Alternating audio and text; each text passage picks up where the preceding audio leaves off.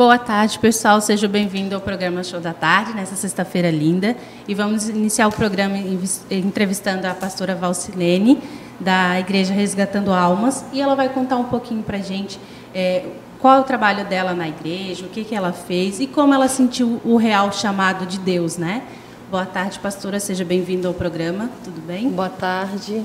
A paz do Senhor Jesus, né? Amém. Que nessa manhã a gente possa, né, tá falando quão grande foi Jesus na minha vida, né? Eu posso falar hoje, né?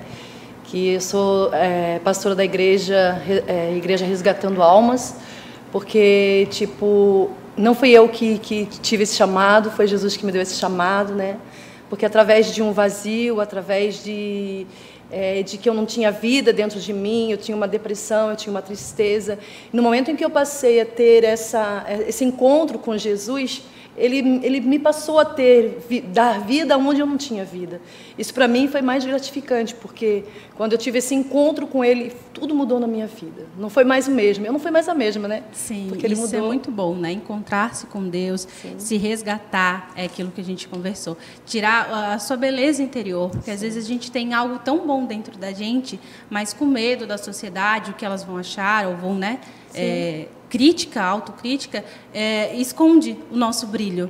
E quando a gente se permite, né, principalmente depois dessa pandemia, sim, onde a gente, né, ficou distante, verdade, né, ficou trancado em casa por muito tempo, né, e a gente perdeu essa questão social, se permitir, se amar, se conhecer, principalmente conhecer a Deus, tudo fica diferente, né? Verdade. E conte pra gente como é que foi esse chamado que a pastora encontrou.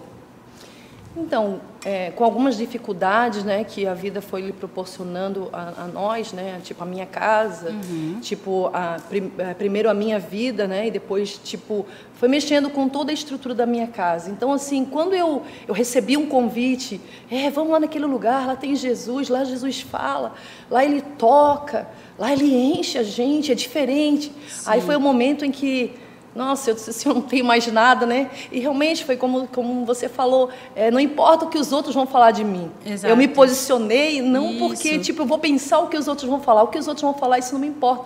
O que importa é que hoje eu tenho vida, porque eu passei tipo, alguns processos da minha vida para chegar onde eu estou.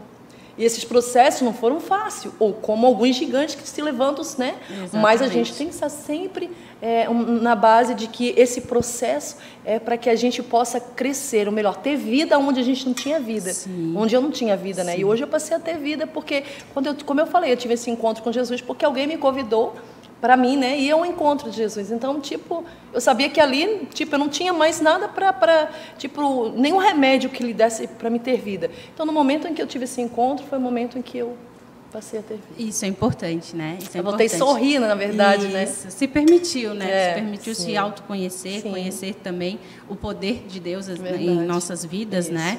E a Igreja da Pastora, ela trabalha com o quê? Ela é resgatando almas, né? Conta um pouquinho pra gente qual é o trabalho que vocês fazem, como que é e onde que fica. Sim, fica na Rua Paulo Prefeito Alves Wildner, 85 Universitário Biguaçu, né? Sim. Foi tipo, foi Deus que colocou essa porta, né? Tipo, porque a nossa vida hoje é um alto que aquele que diz assim, ó, que coloca os caminhos no Senhor e tipo pede orientação a Ele, e Ele vai te responder. Então, sim, quando a gente pede orientação e Ele não respondeu, a gente abriu essa porta, né? Que foi Ele que abriu. Então, ali a gente faz tipo, a gente, né, tem cultos, né? Tipo os domingos de família, terça-feira de cura e de milagre, quinta-feira libertação, na sexta causas impossíveis, né? Então assim, tudo que a gente hoje precisa, né, está no Senhor, né? E a gente sabe que a nossa necessidade está nele. Só Ele pode cuidar daquilo que a gente precisa, né? E a gente, sim, também trabalha com doações, né? Porque ali tudo são pessoas que tudo ajudam, tipo, né? A igreja, tipo, a pagar o aluguel, pessoas que, tipo, ajudam também em cesta básicas, roupas, né? Então a gente faz essa parte de estar ajudando um, ajudando o outro, né? Aquele que precisa, né? E também aquele que está precisando hoje, né? Que quiser também estar nos procurando também, né? Na igreja, a gente também vai estar lá para estar também ajudando, sim, né? De uma palavra amiga, também, uma um aconselhamento, a gente também faz isso, aconselhamento também. Isso a gente conversa bastante, sim, isso é importante também. a gente tenha o tempo para poder a gente desvaziar da gente, né? Porque tem situações que a gente não consegue, tipo, fazer. Então, é bom a gente conversar com alguém, né? Exatamente. Que saiba dar uma orientação. Que nem foi falado uma vez, a gente às vezes não consegue desabafar com a própria família, Sim. né? E talvez na igreja a gente consegue isso, sim, né? Conversar, desabafar, explicar o que está acontecendo e receber uma orientação. Sim, verdade. Né? Uhum. Que às vezes é uma orientação que pode mudar o rumo do nosso pensamento, o rumo da nossa vida, um abraço, muitas vezes, né? Principalmente a gente vê muito em hospitais também, né? Pessoas que ficam ali acamadas, não têm os familiares, e quando você chega, você dá um sorriso, um bom dia, e isso muda a questão do seu ver, né? Poxa, que legal, aquela pessoa me deu bom dia, né? Poxa, recebi um abraço, é gratificante, né? E justamente nesse dia que eu estava precisando, nesse dia que eu estava para baixo, e isso faz bastante a diferença, sim, né? E a igreja da pastora, ela faz isso, ela traz esse acolhimento, né? E pastora, e qual é a dica que a pastora deixa, um aconselhamento, né, para os telespectadores, sobre esse tempo difícil que a gente está, né, onde a questão que existem algumas brigas familiares, a questão das redes sociais está tomando conta, né, do entendimento, dos encontros da família, que, como a gente falou, que antigamente a gente tinha mais contato, hoje em dia a gente está se perdendo muito, né, onde muitos jovens também estão trazendo a depressão, não estão sabendo lidar consigo mesmo, né? Que aconselhamento a pastora traz para essas pessoas? Na verdade, a gente tem que ter um limite, né? Um limite em tudo isso. E também a gente precisa, hoje, a gente precisa colocar tipo, os lugares mais perto. A gente tem família mais perto. A gente fazer aquele encontro de família que hoje não existe mais, né? Sim. Porque isso também traz vida para a gente, principalmente para quem tem mãe, para quem tem pai, né? Isso. E procurar mais, porque hoje, com essas redes sociais, a gente hoje só dá um oi, tipo, através de rede, através de vídeo. Então, é importante também. Eu sei que também faz algo importante que quem mora mais longe. É muito bom isso, porque, sim, né? Fica também, mais perto de alguma forma. Mas quem mora mais perto tem que fazer a diferença, tem que mostrar que hoje a gente possa estar perto enquanto há tempo, enquanto há oportunidade, né? Tipo, abraçar, beijar sua mãe, seu pai, seus irmãos, tipo, ter um momento familiar, né? Porque, tipo, se a gente for colocar, tipo, viver só em redes sociais, hoje a destruição está nele, em casamentos, né? Destruição está ali na rede, porque sim, muitos homens, mulheres, né, estão vivendo, tipo, através de alguns aplicativos que elas estão entrando e estão trazendo para a sua vida uma autodestruição. Então, isso é importante que a gente se policia, né? Sim, então, um recado que a pastora deixa para as pessoas é se conectar mais, né? Se conversar mais, se permitir estar dialogar, perto, dialogar, né? E vamos relembrar o endereço da Igreja da Pastora, para que as pessoas possam dar continuidade, né? Quem pode, né? Quem quiser estar nos visitando, né? A gente está na Igreja Evangélica Resgatando Almas, a gente está na rua Prefeito Paulo Alves Wildner, no 85, né? Que é no Universitário Biguaçu, né? Fica bem no centro. Sim. Então, se alguém quiser, né, estar nos visitando, a gente está lá à disposição de todos, né, para estar ajudando, né, aquilo que o povo precisar, como a gente um dia também precisou, né? Então, exatamente, hoje é o momento em que a gente possa dar aquilo que... Certo. E fica a dica, então, pessoal que quer conhecer a igreja. E agora a gente vai para o intervalo.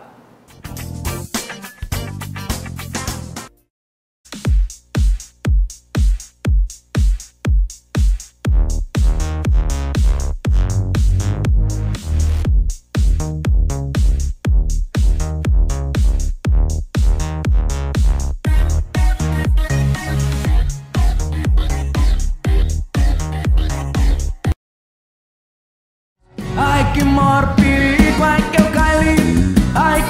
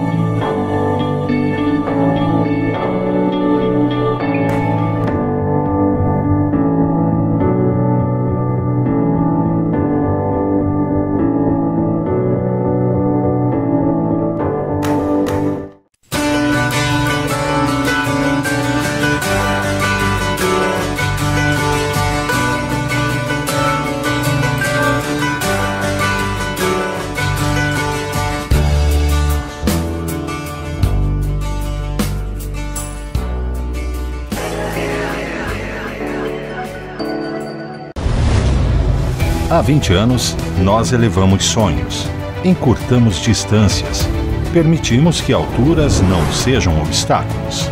Somos especialistas em elevadores. Estudamos e planejamos como melhor atender às suas necessidades de transporte vertical.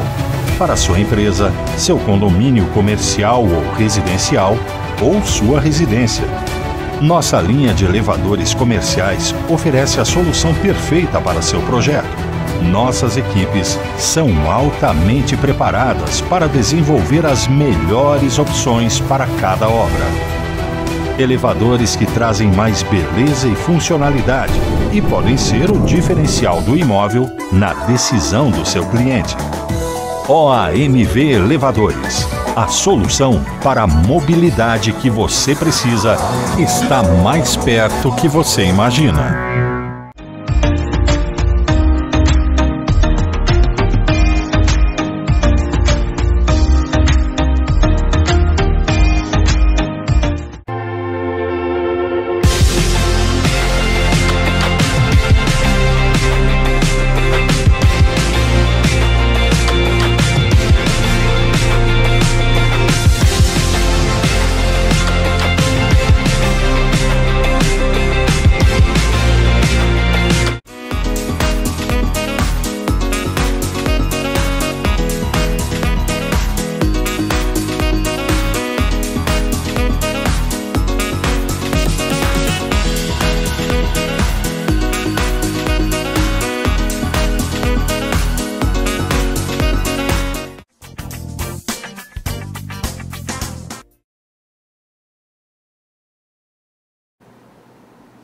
Boa tarde para você, o show da tarde, nessa sexta-feira, hoje é dia 27.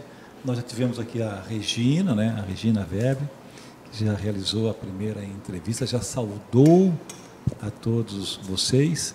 E é claro que é sempre um prazer, uma grande oportunidade nós estarmos juntos, show da tarde, de segunda a sexta-feira, das 12 às 14 horas. Todos os dias nós temos pessoas diferentes, pessoas que têm vocação, pessoas que estão motivadas, pessoas que têm o livre arbítrio para falar das coisas boas que estão realizando em prol da sociedade. Estou recebendo uma psicóloga renomada, Maristela. Boa tarde, prazer em conhecer você. Boa tarde, para mim é uma honra estar aqui nessa tarde, conhecendo esse programa, conhecendo a TV Prime, e trazer uma temática que é de suma importância para os dias atuais, e para esse mês especial que é o Maio Laranja. Violência sexual infantil, o que é que essa renomada psicóloga pode nos ajudar? Então, primeiro a gente precisa conceituar o que é a violência sexual infantil. Acontece quando um adulto ou alguém que coage, uma criança ou um adolescente a presenciar um ato ou a prática de um ato sexual, Então, falar sobre o abuso sexual é muito amplo, porque ele ocorre de diversas formas. O trauma ele pode acontecer tanto de forma visual, audível, ou também pelo contato físico. Essa violência é mais masculina ou mais feminina? Então, as estatísticas eu não tenho esses dados estatísticos para te dizer se é mais com meninos ou meninas, Mas 73% nas estatísticas o que ele traz é que acontece no ambiente seguro, ou do abusador, que é o ambiente seguro para ele, ou o ambiente seguro da criança. O trauma é só para a vítima ou também contempla a família? Para a família, Para a família e para a vítima. E vale ressaltar que nem sempre esse trauma vem à tona para a família, Porque muitas crianças sentem medo de falar sobre isso, São coagidas pelo abusador a não contar, nem para os pais, nem para a família, que estão sendo vítimas de abuso. Em caso de crianças menores ainda, eles nem entendem, às vezes, que isso está sendo abusado, entende aquilo como uma forma de amor, de carinho, e na medida que a criança vai crescendo, ela passa a entender que aquele carinho, né, que aquele amor não era o amor, né, que a gente recebe de família, enfim, mas sim um abuso, uma violação sexual. A Maristela é ex-catarinense? Não, eu sou gaúcha. Gaúcha? Isso. Gaúcha nós temos 2 gaúchos. Temos o vermelho e o azul, né? Sim. Tu és os 2? Não, eu sou o azul. Azul? Tá bom. O azul.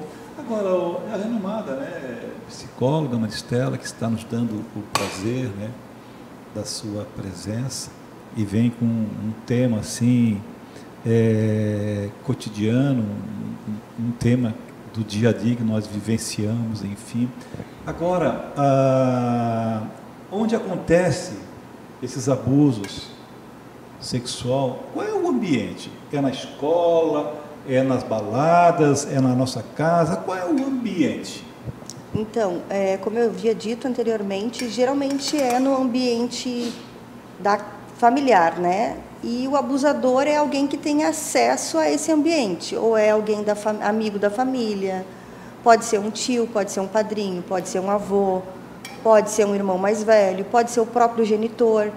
Então, são pessoas que têm acesso à criança e ao adolescente, e eles conhecem a dinâmica familiar, e o abusador vai esperar um momento propício para cometer tal ato, porque ele já conhece o ambiente da criança e tem acesso a ela, né, para saber esse momento de vulnerabilidade. Maristela, nossa psicóloga de hoje,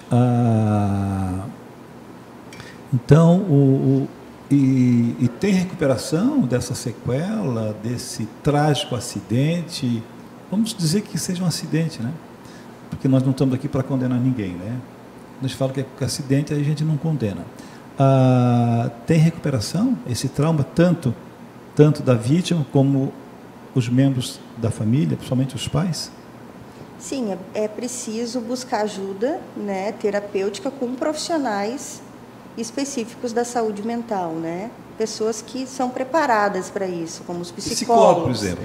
Psicólogos, pode procurar também um neuropediatra, né, um psiquiatra, dependendo da idade da criança. Mas muito importante a psicoterapia, né? Porque a gente não se cura de um dia para o outro. Então, é importante essa família buscar recursos e também tem um conselho tutelar que pode fazer um acompanhamento, né? Quando há denúncia, enfim, mas sempre acompanhado do profissional da saúde. Maristela, assim, né? Questão neurológica, todos têm assim uma fatia de entendimento, né? Mas eu acho muito legal nesse caso que nós estamos avançando, que nós estamos conversando, que seja alguém que tenha experiência, bagagem, né? Uhum. Ou você Sim. discorda disso tudo? Não, concordo. Porque o psicólogo ele tem técnicas para descobrir, né? Descobrir e fazer com que a criança traga na terapia o que está acontecendo. Porque às vezes a criança não consegue verbalizar esse abuso em casa ou na escola. Então, há suspeitas, né? A escola suspeita, o pai e a mãe suspeitam. Daí leva para a psicoterapia, daí através de técnicas projetivas, do brincar, do contar história, a criança começa a se sentir segura para, de fato, trazer o que realmente está acontecendo ou aconteceu já. Cuidado é importante porque a vítima não pode ser uma experiência nova para um neuro, para um psicólogo, enfim, para um psiquiatra. Tem que já levar para um especialista. Pessoas que já estão tratando outras vítimas, né? Sim. Porque hoje cada um tem uma especialidade, né? Os psicólogos, cada um tem uma estrada já, é especialista, né? Então, acho que isso é bacana, né? Sim, com certeza. Apesar de muitos ainda terem o preconceito, né? Existe ainda o preconceito porque se buscar uma ajuda psicológica, né? Mas a gente precisa quebrar esses tabus e saber que o profissional da psicologia está aqui exatamente para fazer esse trabalho de construção com a família e com a criança, né? Através do falar, né? O próprio Freud dizia que a cura vem pela fala. Estou vendo aqui uma garrafinha de água. Você não vai tomar uma aguinha, não? Quer tomar uma aguinha? Deixa essa garrafinha, só uma aguinha? Vou tomar uma aguinha. Toma uma aguinha, isso. Aguinha da Prive TV, né? Água de primeira, né? Olha aqui, ó. É categoria, né? Tem que ter categoria. Se bem que quem está nervoso sou eu. Eu que estou nervoso, né? Porque é um tema que deixa todos nervosos e preocupados. Sim. Né? Ô Maristela, eu gostaria que tu fizesse assim um resumo, um comentário sobre esse tema bacana, né? Sobre a violência sexual, sobre traumas, o ambiente, enfim, assim um resumo assim para que as pessoas pudessem sair fora da área de conforto. As pessoas estão muito acomodadas.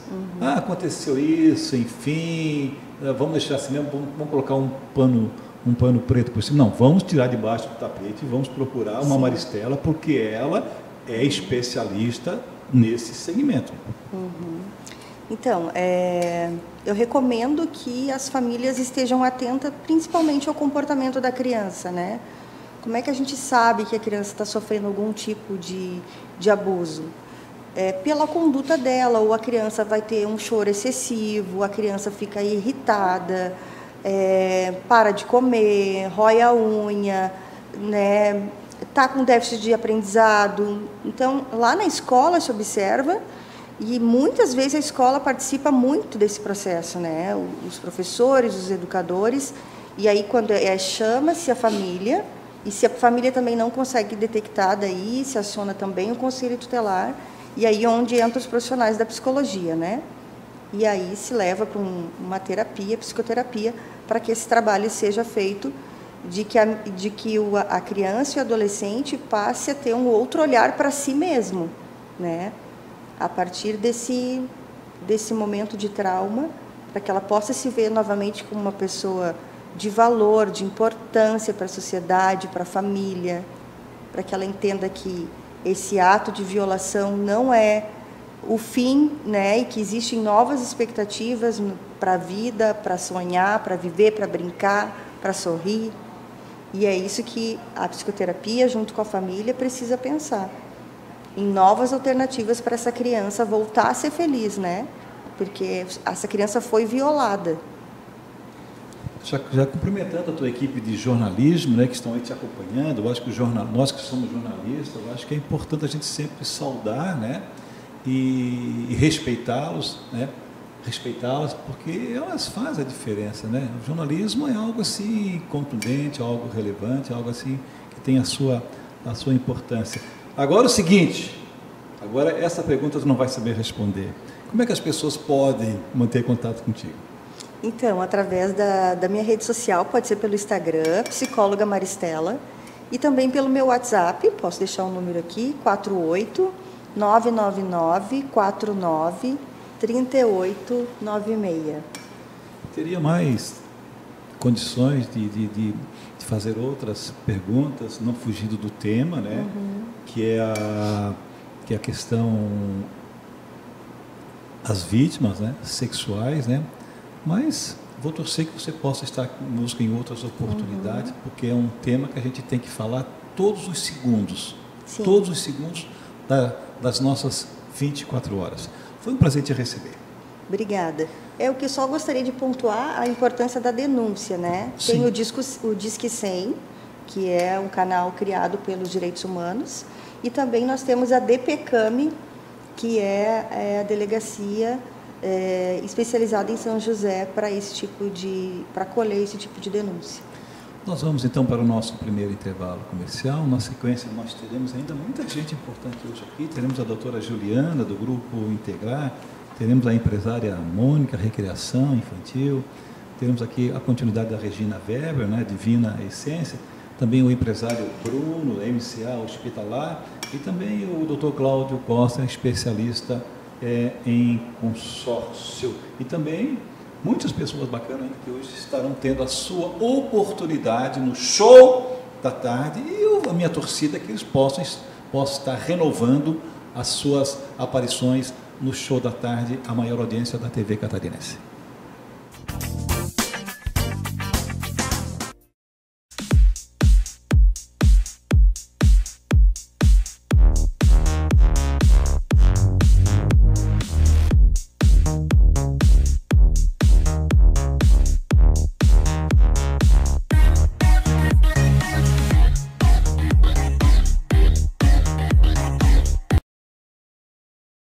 Ai que maior perigo, ai que eu caí, ai que eu sei das consequências mesmo assim moído. É que vale a pena, vale a cama, vale o risco, que é um ganhão pra quem já tá fudido. Ai que maior perigo, ai que eu caí, ai que eu sei das consequências mesmo assim moído. É que vale a pena, vale a cama, vale o risco, que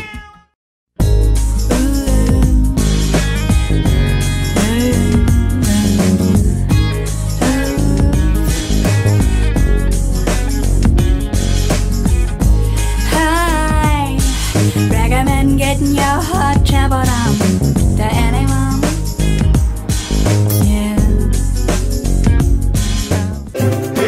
eu vou falar pra todo mundo, vou falar pra todo mundo, eu só quero é você.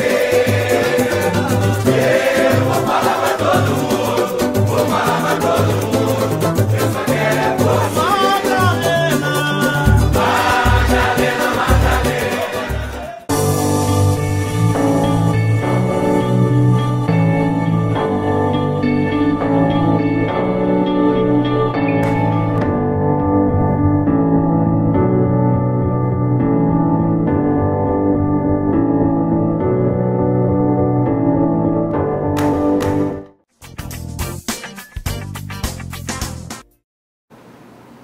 Boa tarde, amigos e telespectadores do Show da Tarde. Muito boa tarde a todos. Hoje estamos aqui com uma grande profissional, a Grace, formada em pedagogia, com 5 pós-graduações. Seja muito bem-vinda, Grace. Obrigada.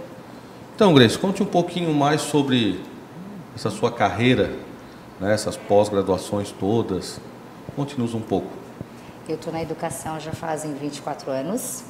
Eu comecei aos 16. Eu fui volante de sala e ali eu me apaixonei pela educação e até hoje estou em sala. E em meio ao Covid, eu abri uma empresa de aulas de reforço escolar, né? E ali despontou em mim a vontade de então abrir a escola, que já era um sonho antigo, adormecido. E hoje fazem 5 meses que eu abri a Semear Conhecimentos, que é uma escola que vem com um diferencial no mercado. Bom, muito interessante. E a Semear? Conte-nos um pouco da Semear. Ela surgiu então dessa vontade, desse teu sonho de ser pedagoga. E a gente vê que tudo que é feito com carinho, amor, paixão e o que a gente ama realmente dá sucesso. É verdade. Em 4 meses de escola a gente tem 40 alunos, né? O que para mim é um sucesso. A gente sabe que para chegar a uma quantidade X de alunos, só os anos e os meses é que te trazem. Porém, esses 40 alunos já mostram que a escola veio com tudo para o mercado e que trouxe algumas diferenças, né, como a inclusão. A nossa escola ela trabalha com Libras na grade curricular, porque a gente acha muito importante que a inclusão ela saia do papel e que realmente ela aconteça. Então, hoje os nossos alunos, desde os PPs, que são os bem pequenininhos, eles têm aula sim de Libras e eles se comunicam e conversam entre eles dentro da escola para que lá fora eles consigam trabalhar com a comunidade surda, porque eu acredito na inclusão. Olha, realmente eu tenho que parabenizar você e a sua atitude em relação a isso, porque hoje em dia é difícil a gente ter um diferencial a esse ponto de querer incluir, né, as pessoas, ter essa questão da inclusão. Hoje você tem vários colégios fazendo mais do mesmo, que é a questão do conteúdo didático, a questão normal, mas um diferencial como uma questão de inclusão, como Libras, por exemplo, eu acho isso algo extremamente gratificante, eu creio que para você, e altamente satisfatório para os pais desses alunos que necessitam da inclusão. Sim. É muito satisfatório. Os primeiros dias foi tudo muito novo. Os pais ficaram assim apaixonados porque eles vinham buscar os alunos saíam do portão da escola fazendo a língua de Libras, né? Que é uma língua, não podemos jamais deixar de dizer, porque hoje a gente escuta muito o termo linguagem. Não, mas a Libras é uma língua, né? De uma comunidade. Então a gente precisa respeitar isso, assim como a gente traz outras culturas. A gente tem que fomentar isso na nossa sociedade, né? Hoje, quando a gente vai no mercado, a gente cruza com muitos repositores que têm, né, essa condição. Então, meio que a gente procura um aporte com outra pessoa. E olha que bacana uma criança intermediar isso pela família e fazer com que essa família queira aprender, né? Então, a escola toda está aprendendo Libras, todo mundo conversa na hora do intervalo e eu convido a todos que quiserem ir atrás, né, dessa língua tão bonita para aprender, para a gente movimentar o mundo com mais humanidade e mais justiça. Grace, nós conversávamos há pouco aí nos bastidores e você me comentou que além da questão de Libras, da questão das matérias didáticas normais, né, você também optou por uma questão de artes marciais também em seu colégio. Sim. E também, no caso, para as meninas ou meninos que também se interessarem, também as aulas de balé. Isso dá resultado positivo também? Muito, muito, porque são coordenações motoras e emocionais, né? O taekwondo hoje proporciona aos meus alunos uma disciplina que falta hoje em muitas comunidades e autodefesa para nós mulheres e que a gente começa isso desde cedo, né? Então, eles amam e é uma maneira disciplinadora e também de dar um suporte junto ao pedagógico da escola, porque eles sabem que se eles não fizerem toda a parte pedagógica ou familiar, eles perdem esse direito de estar fazendo a aula e isso ajuda muito e desenvolve muito melhor a nossa comunidade, tanto no balé quanto no taekwondo. Deixa eu ver se eu entendi, então. Vamos lá. O aluno, para ele estar fazendo taekwondo, que normalmente as crianças, ainda mais em idades iniciais, gostam muito dessa questão da luta, da briga, enfim, né, do divertimento, sim, né? Eles, para estarem matriculados e frequentando a aula, eles também têm que ir bem no outro lado. Exatamente. Eles têm uma conduta, né? O professor que nos assiste lá é um professor muito capacitado. Ele traz essa arte marcial justamente coreana e é com afinco. As crianças aprendem a contar em coreano, a se comunicar em coreano, o que possibilita uma nova abertura, uma nova entrada para uma outra origem. E sim, eles têm que ter uma conduta familiar, pedagógica, de alimentação. Nossos alunos chegaram na escola, eles não comiam salada, a grande maioria. Hoje a gente vê os pratos muito coloridos na escola, justamente porque eles se apaixonaram pela arte marcial e isso tem nos facilitado até na alimentação dos alunos. Bom, então vamos lá. Então nós estamos aqui falando de uma pessoa que tem sua pós-graduação, que começou um projeto com aulas de reforço para demais colégios, até onde eu entendi. Sim. E começou agora uma nova caminhada, que é montar seu próprio colégio, que é uma empresa. E pelo que eu estou notando e que você está me explicando aqui, você já está começando com uma questão de inclusão, que é Libras. Você está começando já com aulas em outras línguas, como inglês e espanhol, que você me comentou. Uhum. Com aulas extracurriculares, no caso taekwondo, balé, enfim. E também com uma questão também de uma outra linguagem, que para quem faz o taekwondo também, que é uma parte inicial para o coreano. Exatamente. Então, assim, eu tenho que te dar os parabéns, porque não é todo colégio que foca em todas essas áreas, ainda mais em fases iniciais, né? Sim. E me diz uma coisa, Grace, onde fica localizado o teu colégio? A nossa escola ela fica localizada na Palhoça, na Ponte de Maruí, mais precisamente, né? Na Rua Vila Lobos, número 118. Quem quiser ir lá nos conhecer, pode agendar um horário, porque a escola agenda horários para visita. A gente não abre a escola com os alunos lá dentro para qualquer pessoa, em todo momento, por segurança das nossas crianças, né? Então, a gente tem um sistema de segurança de entrada e saída. Então, a gente agenda horário com os pais ou com quem estiver interessado em conhecer. Atendemos alunos somente para aulas de reforço escolar ou para aula extracurricular. Não precisa ser aluno matriculado na escola. A gente também oferece esse tipo de trabalho, né? A aula de reforço foi uma janela que fez eu chegar até aqui e que eu mantenho aberta hoje com muito afinco, né? E não deixei de lado porque foi onde me deu as portas de entrada para onde eu estou hoje. Nossa, a gente vê uma evolução assim. A gente passa por aqui várias e várias empresas, a gente vê uma evolução enfim, de como são as empresas e como é cada pessoa. E eu estou vendo assim que você veio de uma graduação, foi para uma pós, se estabilizando e foi indo, foi evoluindo, foi passando, foi crescendo. Hoje você está com a sua empresa, que é o seu colégio, e você falou um nome dele e eu fiquei bem curioso. De onde veio o nome Semear? Semear Conhecimentos. É um projeto muito antigo, que eu guardei muito, né? Quando eu comecei as aulas de reforço escolar, era despertar educacional. Porém, meu sonho sempre foi semear. Quando a gente semeia, a gente colhe, né? E floresce. Então, lá na nossa escola, a gente semeia conhecimentos com amor. E por isso ela tem esse nome, porque lá somos uma família, graças a Deus, entre funcionários, pais, alunos. Lá se criou uma grande família e eu tenho muito orgulho, né? A gente sabe que tem muito para crescer ainda, estamos no mercado há apenas 5 meses, porém eu vejo muita prosperidade para a família que eu construí, porque a gente lá semeia com muito amor.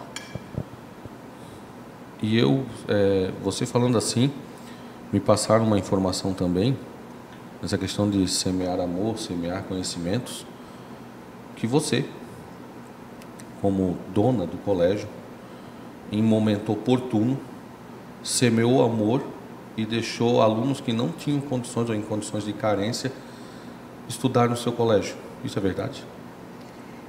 Bom, é uma coisa que eu não exponho para ninguém, né? Eu acho que de onde eu venho e a minha cultura, elas me fazem dizer que a caridade é algo que a gente não mostra para ninguém, mas sim, já precisei fazer isso e farei tantas quantas vezes forem necessárias, sem expor a ninguém, sem expor o rostinho, sem expor a nada, a família, porque eu venho de um pré-julgamento onde a gente se ajuda no mundo com a humanidade, e crescer num meio inclusivo é você crescer com o olhar no outro, e é isso que eu faço lá. E quem precisar da Semear Conhecimentos pode procurar em diversos campos que vai encontrar lá. Grace, é uma satisfação recebê-la aqui. E lógico que eu sabia e conhecia que você não divulga isso. Mas eu acho que quem está nos assistindo deveria saber o quão humano é a pessoa Grace e quão humano é esse colégio que está se criando. Sobre várias óticas, sobre a ótica da inclusão, sobre a ótica de linguagem de sinais, que no caso as Libras, sobre a ótica que eu falo inclusão não somente a Libras, mas eu sei que você também inclui pessoas, alunos assim ao seu redor e ao seu colégio que se precisar vai ter ajuda. Então inclusão numa questão de pessoas carentes, inclusão numa questão de uma pessoa com uma certa deficiência, não somente surdo-mudo, mas também autismo, enfim. E isso é muito satisfatório não só para você, mas também para os pais e eu creio que para a comunidade em geral. Então eu só tenho a agradecer você aqui. Eu gostaria que você passasse o contato do colégio, que você tenha de redes sociais, para que o pessoal que está nos assistindo também acompanhe e veja isso no dia a dia, o que está acontecendo, quando o colégio vai fazer as suas festas, que normalmente os colégios fazem, para que possa convidar os nossos telespectadores a participarem. Por favor, Grace, forneça para nós aí os dados. Então, hoje a gente tem o nosso Instagram, né? ce.semearconhecimentos. A gente hoje só fomenta por ali, mas a gente já está providenciando o nosso site vai ficar bem bacana. Então, quem quiser nos seguir lá, comentar, chamar no direct, tirar informações. A gente faz muito projeto social junto da escola, então a gente conta com a colaboração de todo mundo para que funcione. E a gente acredita que daqui a um pouco a gente já está com a escola um pouquinho maior e a gente tem um novo projeto aí de inclusão, que não vai ser para esse ano, mas que acredito que para o próximo a gente já consiga, a gente vai incluir também na escola o Braille. Grace, muito obrigado por ter vindo. Muito obrigado, pessoal. A todos uma boa tarde.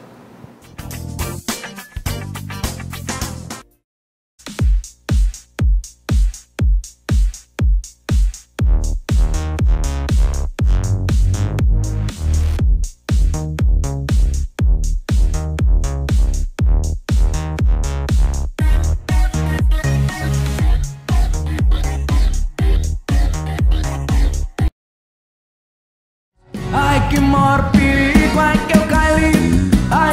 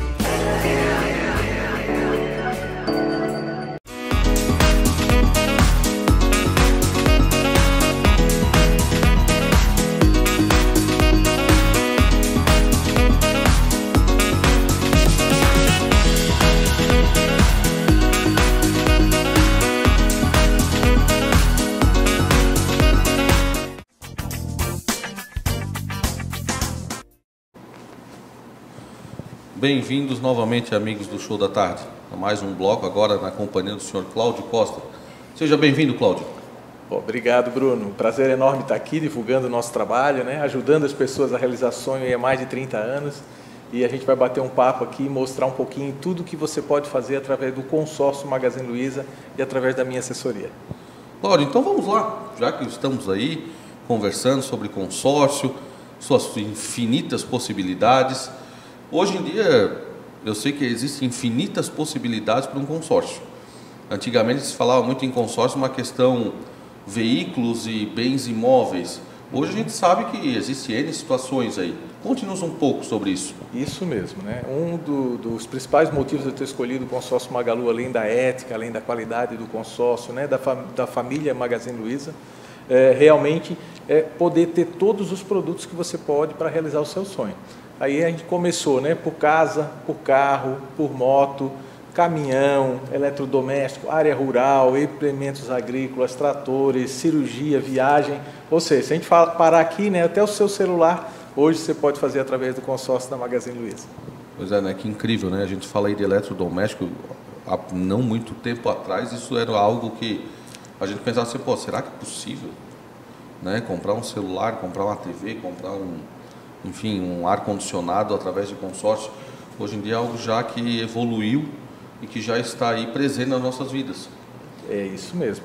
Até no consórcio de eletrodoméstico, que serve tanto para o elétrico como para os móveis hoje, é muito bom quando a pessoa tem um projeto do imóvel futuro, né? Seja comprar o imóvel na planta, ou seja, até fazer o consórcio do imóvel, que pode demorar aí uns meses para ser contemplado.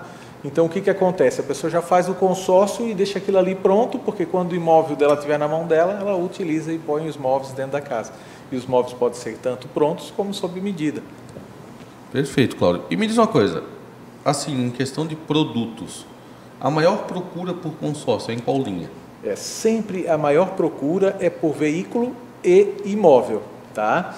Então, eu digo sempre o seguinte, se a pessoa quer se planejar para a vida e ter uma vida mais tranquila, ela primeiro tem que ter o imóvel dela própria, né? E, claro, depois realizar outros sonhos, né? Como as pessoas têm uma casa na praia, uma casa no campo. Então, tudo isso é possível. Quando ela consegue sair de um aluguel e passar a investir somente no que é dela através do consórcio, ela vai para os outros passos, né? Vai para a moto tão sonhada, para o carro, sair daquele carro que está dando sempre problema, se planejar para sair para um carro melhor, né? Então, normalmente hoje, onde a gente mais vende é na casa própria, né? Que serve para terreno, construção, a casa pronta, ou terreno e construção ao mesmo tempo, e consegue realizar o seu sonho dando esse primeiro passo, né? Que é escolhendo o melhor grupo, perfil da pessoa. Perfeito, Cláudio. E você comentava comigo há pouco também que os valores dos consórcios tem cotas e participações e grupos aí que são valores baixíssimos. Isso concretiza? Como é que funciona? É verdade. Por exemplo, hoje uma carta de R$100 mil, que já daria para comprar um terreno e botar uma casinha em cima, por exemplo, você já pode fazer pagando inicialmente uma parcela de R$370. Tá? Eu chamo de um plano meia parcela, onde você está pagando às vezes um aluguel e consegue pagar esses 370. Quando contempla, você vai pagar a outra metade que você não pagou, mas aí você já está usufruindo do seu imóvel e saindo do aluguel. Ô, Cláudio, até uma curiosidade assim, eu vou perguntar para você a seguinte situação. Vamos supor, você comentou aí que a questão do consórcio, por uma questão de valores, uma questão de terrenos, casas, houve uma debandada ultimamente, eu creio que por parte, não sei se de todos os bancos, mas a grande maioria, né, de não querer financiar terreno. Talvez por uma questão de risco, não sei. Eu observei isso de uns tempos para cá, da pandemia para cá, para ser bem sincero. Sim. E no consórcio, você consegue um consórcio para um terreno? Consegue. Quando acontece problemas na nossa economia, né, dificuldade, gente, desemprego, aumento do desemprego e tal, normalmente os bancos tendem a enxugar, né, e reservar um pouquinho mais só para certas coisas que têm mais garantia. O imóvel pronto tem um valor de venda, um valor agregado muito maior do que só o terreno, né? Então, os bancos realmente têm essa política, né, de te dar uma segurada no crédito, e aí a pessoa que quer comprar um terreno fica com um pouco mais de dificuldade. O consórcio não tem isso. O consórcio, você contemplou, você vai escolher o terreno que você quer, tanto escriturado, né? Ou se não tiver escritura e você já tem um outro terreno, uma outra casa, pode botar essa casa como garantia para comprar aquele terreno e regularizar depois com calma. Nossa, então tem uma infinidade de possibilidades aí e situações que no meio convencional de financiamentos aí seria quase que impossível. Isso. Né? E Cláudio, me diga uma coisa. Como que o pessoal faz para te contatar? Legal.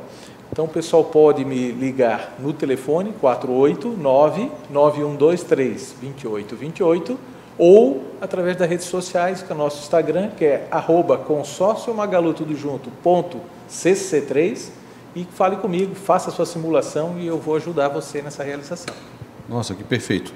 Bom, considerando a Magalu uma das maiores empresas de varejo do mercado nacional e até internacional, né, hoje em dia, nós temos total confiabilidade que esse consórcio aí ele é seguro. Com certeza, com certeza. Hoje mudou muitas políticas, né? Em muito tempo atrás não exigia uma fiscalização tão grande. Hoje o nosso consórcio é afiliado à ABAC, que é a Associação dos Administradores de Consórcio, fiscalizado pelo Banco Central. Então, hoje as cotas do teu consórcio ficam armazenadas para o teu consórcio, né? Nós, inclusive, na Magalu, absorvemos alguns consórcios que tiveram problemas, mas o dinheiro da pessoa que era cotista estava lá. Então, nós absorvemos, trouxemos o grupo para o consórcio e hoje estamos administrando. Pois então, era isso que eu ia entrar em detalhes com você, porque a gente se ouvia falar tanto de problemas com consórcio, pessoas que eram para ser contempladas e não foram, pessoas que investiram e não tiveram retorno, grupos que se acabaram no meio do caminho por falta de rentabilidade. Hoje eu digo sempre, você tem que ter segurança, né? Temos inúmeros consórcios, inúmeros novos consórcios, temos consórcios que já estão há mais tempo no mercado, tem consórcio que tem a Magazine Luiza por trás, tem consórcio que não tem, é só o consórcio, né? Não tem um outro banco, não tem nada por trás, e não dá essa segurança toda. Como a gente está em mais de 1.200 lojas, os nossos grupos normalmente se completam muito rápido, contemplam muitas pessoas, e eu tenho aí perfis de clientes que podem pagar imóvel em até 240 meses, mas eu tenho também quem consegue pagar em 130 meses, 150 meses. Claro que aí já pega uma cota com muito mais andamento, com mais contemplações, mas independente de qual comprar, sempre vai ter uma oportunidade. Cláudio, eu acho que é uma dúvida de todos, e sempre quem vai fazer fica naquela dúvida que é a seguinte: consórcio demora, consórcio eu tenho que estar jogando agora e ainda esperando. É comum, mas agora para a gente sanar essas dúvidas, deve ter um prazo médio. Vamos dar um exemplo, um consórcio de um imóvel de 240 meses. Qual é o prazo médio de contemplação? Isso, o consórcio de 240 meses é novo, né? A gente tinha consórcio até 200 meses e 240 meses. Então, assim, nós temos clientes contemplados terceira parcela, quinta parcela, sétima parcela, mas temos cliente na 12ª que não foi ainda. Então, depende um pouquinho da sorte e depende um pouquinho de quanto que a pessoa tem para completar e dar um lance para aumentar as chances dela. Agora eu vou tirar uma dúvida, que é até uma dúvida pessoal, que eu já ouvi falar isso aí. Eu não sei se isso procede ou não. Existem cotas, e eu já vi tantos vendedores de consórcio falando isso. Vamos dar um exemplo. Você vai lá e você precisa de 180 mil reais para um imóvel X ou para um carro X, enfim. E ele vai lá e contrata um consórcio de 280 e usa esse 100 mil como lance. Isso existe? Hoje existe uma limitação do valor que você pode ofertar de lance, né? Hoje no Magalu nós temos alguns grupos que é 25% da carta ou 30% da carta. Tá? Mas vamos imaginar de 25%. Cláudio, eu preciso de 150 mil para comprar aquele apartamento para alugar e ele se pagar como investimento. Dá para fazer. Você faz uma carta de 200 mil, oferta 50 mil, que é o lance embutido da própria carta. Contemplando a sua carta, você pega 150 mil e a sua parcela ajusta, porque você começou pagando uma parcela de 200, né? Mas efetivamente utilizou só 150, né? E aí é feito o ajuste, a tua parcela também vai reduzir. Aí tem um ajuste. Essa era uma das dúvidas também. Porque como tem essa possibilidade de pegar esse valor maior para poder abater, dar um lance embutido e tudo mais, enfim, e aí fica a minha dúvida. Vamos dar um exemplo. Você tem um lance de 25% ou 30%, e se uma pessoa em si, um cliente de vocês, quiser falar assim, não, eu preciso de, vamos botar um valor que fosse 30% de entrada, mas assim, não, eu quero usar só 25% da carta e os outros 5% eu tenho. É possível também? É possível. Você tem um limite máximo que pode usar da carta, mas pode somar com valores que você tem. Então, 25% da carta eu tenho mais 20 aqui de recurso próprio. Pode utilizar esse 20 de recurso próprio e o teu lance vai ser os 25% mais 20%. 45% da carta. Você comentou, eu pensei que tinha um teto, tipo, eu não posso dar mais do que 30% de lance. O teto máximo é 70% quando você usa o embutido, tá?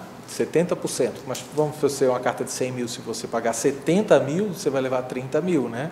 Entre aspas, né? Mas daí a parcela se ajusta também. Mas a parcela se ajusta vai também. Vai pagar em cima dos 30. Exatamente. É porque existe tanta mistificação, às vezes, em cima de consórcio, em cima de tudo. Né? Antigamente, muito antigamente, né? O consórcio ele se reajustava na época, vamos botar lá, muitos anos atrás, na época de Fernando Collor de Mello e tudo mais. Muita gente quebrou por causa do consórcio, porque o consórcio era um negócio legal e começou a reajustar. Isso. Eu acho que isso acabou criando um certo receio, um certo medo na população. Isso. O consórcio Magalu, pensando nisso, ele criou alguns grupos para veículo e para caminhão com um limite máximo de teto de reajuste. Então, nós temos aí grupos que você pode optar, em que você tem no carro, por exemplo, pelo IPCA. Mas se o IPCA der 5%, tem reajuste máximo de 2% ao ano. Ah, bom, aí já dá uma segurança para o cliente. Dá uma segurança para ele.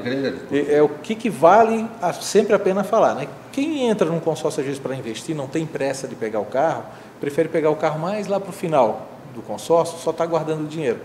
Esse, quanto mais reajustar a carta para ele, melhor, né? Ele vai estar investindo que é pegar o melhor carro lá no final. Quem pega no começo, fica com o mesmo carro, mas também paga o reajuste. Então, é sempre bom ter essa limitação para ele saber fazer as contas. Olha, mesmo financiamento sai caro, o consórcio é a melhor opção, mas ainda tem uma diferença muito grande entre o financiamento e o consórcio, que vale muito a pena. Sim, porque o financiamento hoje tem uma taxa de juros incrível aí, né, para qualquer coisa, né? E aí a gente acaba observando que no consórcio tem essa redução. Eu vejo assim que muita gente fala, e aí eu fico com essa pergunta para ti: consórcio tem que dar entrada? Consórcio tu não precisa dar entrada, você paga a primeira parcela já do grupo para garantir a sua cota. Pagou a primeira parcela, você já participa da Assembleia Mensal, que é sempre dia 25, né, ou o dia que tem a Loteria Federal. Não quero dar entrada, quero participar só do sorteio, é Loteria Federal.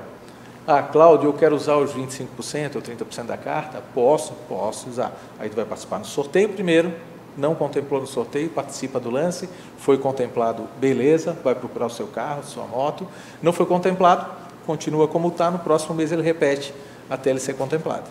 Não, perfeito, é porque a gente vê tanto assim, né, tanta coisa, tanta propaganda de consórcio, alguns conhecidos, outros nem tanto, né? Isso. A gente só tem que tomar um cuidado, né? Sempre existem profissionais, né? Os consórcios tendem a seguir a linha correta, mas existem alguns profissionais que prometem, por exemplo, contemplação na primeira, na segunda, na terceira. Eu não posso prometer isso, né? E eu já tenho vários clientes meus que prometeram isso para eles, fizeram, não foram contemplados na primeira, na segunda, na terceira, eles cancelaram pela falsa promessa e vieram fazer comigo, porque eu disse, eu não garanto que você vai ser contemplado na primeira ou na segunda parcela, mas eu garanto que eu vou estar sempre te acompanhando, para que você saiba o melhor que você tem que fazer todo mês para aumentar as suas chances. Esse acompanhamento do profissional é muito importante, porque dá uma segurança. É fato. Porque essas falsas promessas que podem existir tanto no consórcio quanto fora, vamos dizer assim, isso aí devia ser passível até mesmo de uma indenização para o cliente, porque é uma mentira, na verdade, é uma propaganda enganosa, né? E a gente vê isso muito acontecer.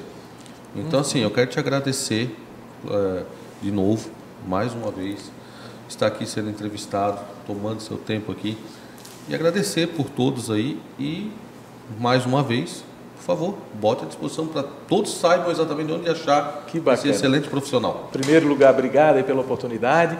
Dizer para você que você tem um sonho, fale comigo, eu vou ajudar você a realizar. Cláudio, Consórcio Magalu, o telefone está à disposição, sigam a gente e me chamem, vamos trocar uma ideia sem compromisso e eu vou ajudar você na melhor solução. Muito obrigado e até a próxima. Muito obrigado a todos, uma boa tarde.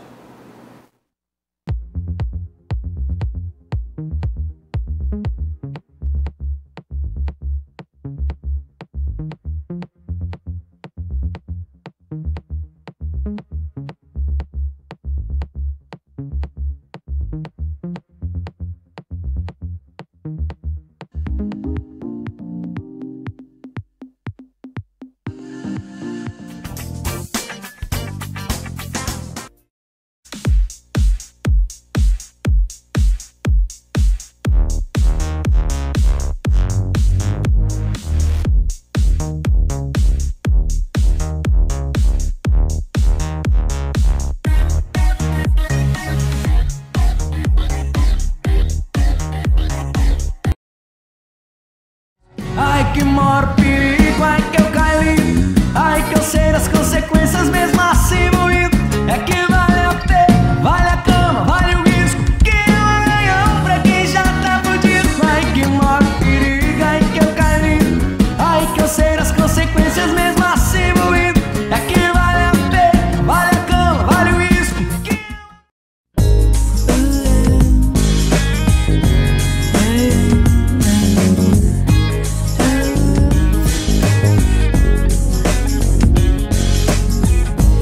Hi, recommend getting your heart traveled on to anyone.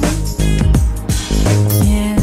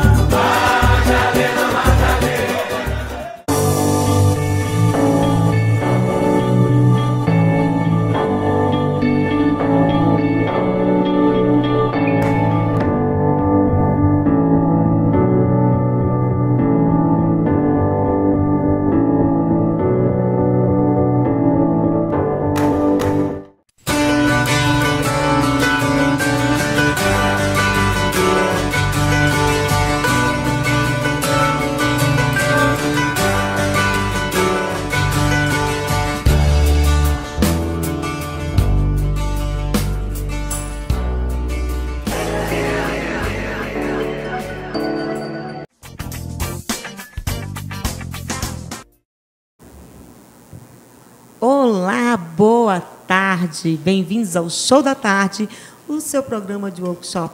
Quer ver a gente ao vivo? Baixa o aplicativo aí, Primer TV. Sou Mônica Guerreiro, da equipe Pintando a Festa Recreação, que é uma festa bem animada para o seu filho, ó. Chama a gente no Zap.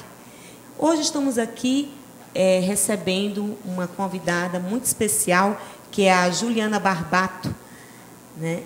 E ela está aqui para falar de um assunto muito importante, principalmente para as pedagogas, para as famílias, para quem se importa com seu filho, com a sua criança, porque é no desenvolvimento da criança que a gente vê características muito importantes que vão levar ela na vida, no caminhar dessa vida.